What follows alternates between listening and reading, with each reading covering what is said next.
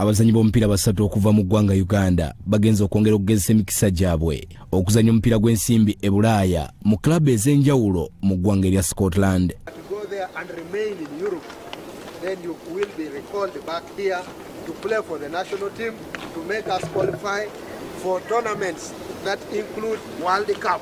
Bano kuliko Hakim Chiwanuka abadde akuchangira mu Proline ezanyira mu kibinja kya Region ng'onageze mu club eya St. Milen Ivan Irinimbabazi ng'onabadde mu nkambi ya timu y'eggwanga ey'abali wansi w'emyaka 20 era nga wa club ya Solitiro Bright Stars ezanyira mu kibinja kya Super agenze mu club ya Rangers wamu ne Alex Iga ngono wa klabu ya KCCA ento era nga agenze mu Dundee United nga zonna za kibinja ekisooka mu ggwanga erya Scotland. Sikira ddala ndowooza training yesinga kwewaayo kubeera n'abantu abatuufu abasookubako bwe bakongera bakuba n'empisa n'okusobola okuwuliriza abantu bye bakugamba byolinakola ebituufu.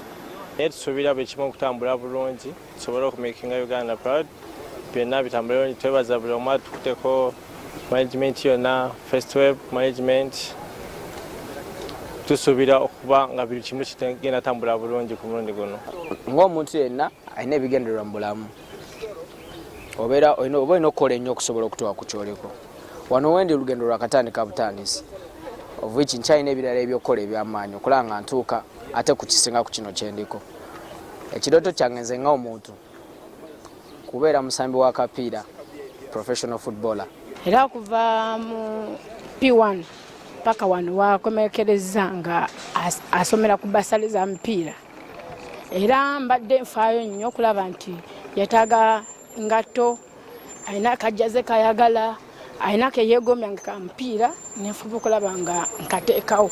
Enteekateeka eno ekulembeddwamu omubaka wa Tororo County Honorable Frederick Angura wansi w'ekibiina ekya Festoweb akubiriza abazannyi bano okukola ennyo okulaba nga basigalayo okwegatta ku bannayuganda abalala baguchangira mu liigi eggwanga erya Scotland okuli Enoka Walusimbi aguchangira mu Peterhead wamu ne Sadat Anaku aguchangira mu klabu ya Dundee United. Go there as Uganda.